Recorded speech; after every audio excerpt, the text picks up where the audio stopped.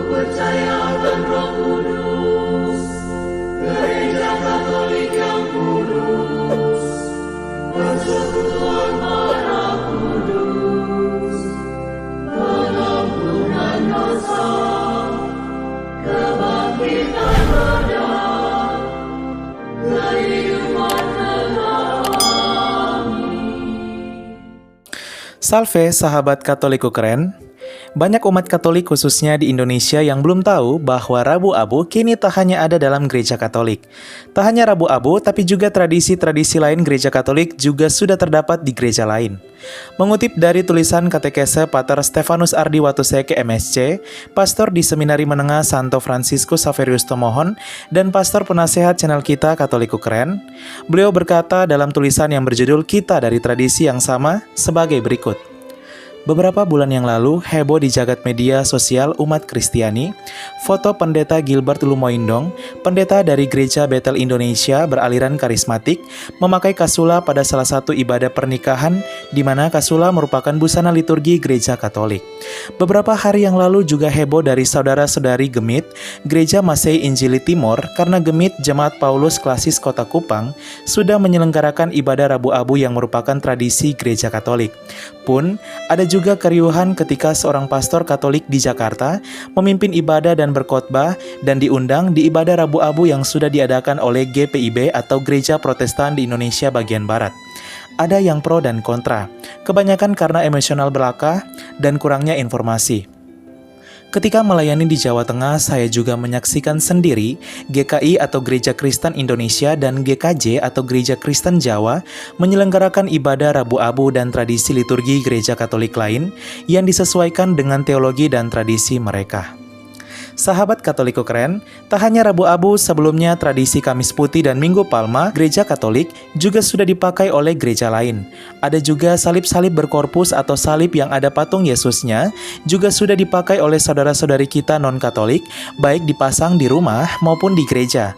Ada juga penggunaan lilin dalam peribadatan, penggunaan patung-patung suci, penggunaan gambar 14 perhentian jalan salib, dan masih banyak lagi tradisi gereja Katolik yang sudah mulai diadopsi yang bisa kita lihat dari saudara-saudari kita gereja Kristen non-Katolik akhir-akhir ini.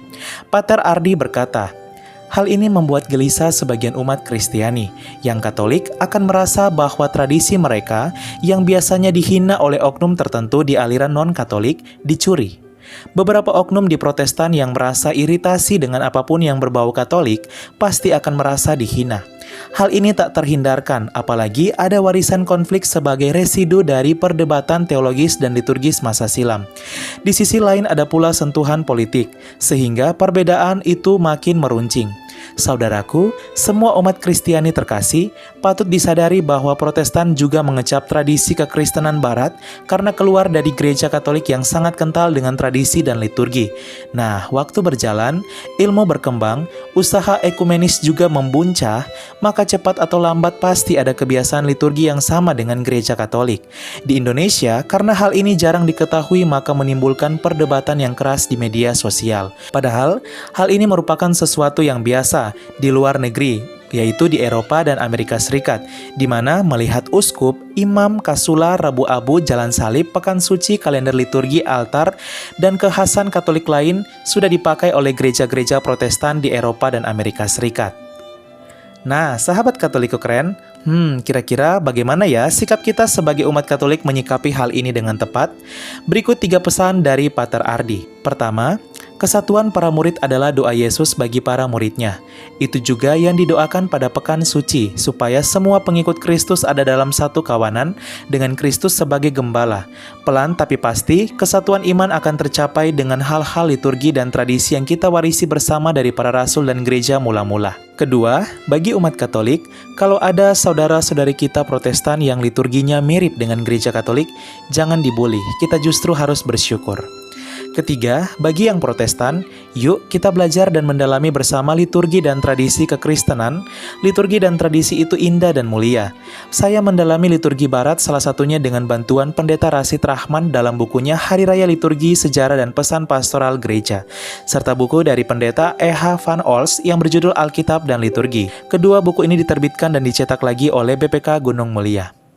Sahabat Katoliku keren, semoga tidak hanya mengikuti tradisi tetapi kelak sungguh bersatu penuh dengan gereja yang satu, kudus, katolik, dan apostolik. Seperti doa Yesus, semoga mereka menjadi satu. Dan doa ini sering kita bawakan dalam misa, tepatnya doa syukur agung yaitu persatuan umat Kristiani. Dua ciri khas kental gereja Katolik yang masih berat diikuti oleh saudara-saudari kita non-Katolik yaitu menghormati Bunda Maria dan membuat tanda salib. Dan jika saudara-saudari kita sudah mengikutinya, kita patut bersyukur dan ucapkan selamat datang kembali ke rumah yang sejati, welcome home.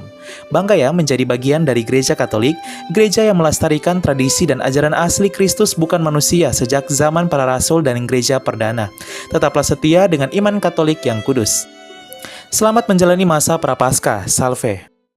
Keluarga kami dibangun dari berbagai bangsa, baik orang tua maupun muda, kaya dan miskin, pria dan wanita, orang yang berdosa maupun yang kudus. Keluarga kami selama berabad-abad telah ada di dunia ini. Dengan rahmat Tuhan, kami membangun rumah sakit dan merawat orang sakit.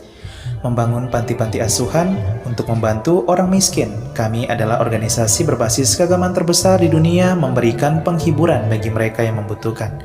Kami mendidik lebih banyak orang dibandingkan organisasi lain. Kamilah yang mengembangkan metode ilmiah dengan pembuktian yang ilmiah juga.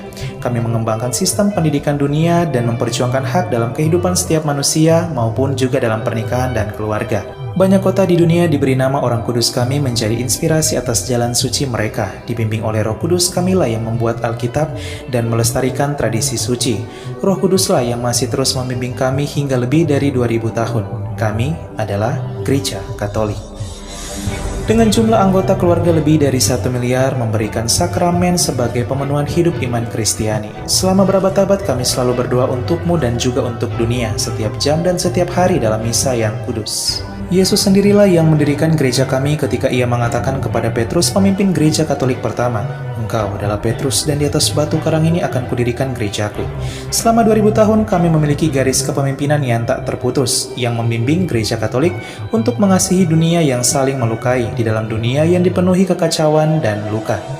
Sungguh meneguhkan jika kami mengetahui bahwa ada yang tetap berada dalam kebenaran sejati yang kuat, yaitu iman Katolik. Cinta kasih yang kekal dari Tuhan dianugerahkan kepada seluruh ciptaannya. Jika Anda jauh dari gereja Katolik, kami mengajak Anda untuk mengunjungi gereja Katolik hari ini karena kami selalu terbuka. Kami adalah keluarga besar yang dipersatukan oleh Yesus Kristus yang adalah Tuhan dan Juru Selamat kami. Kami adalah gereja Katolik, selamat datang kembali ke rumah yang sejati.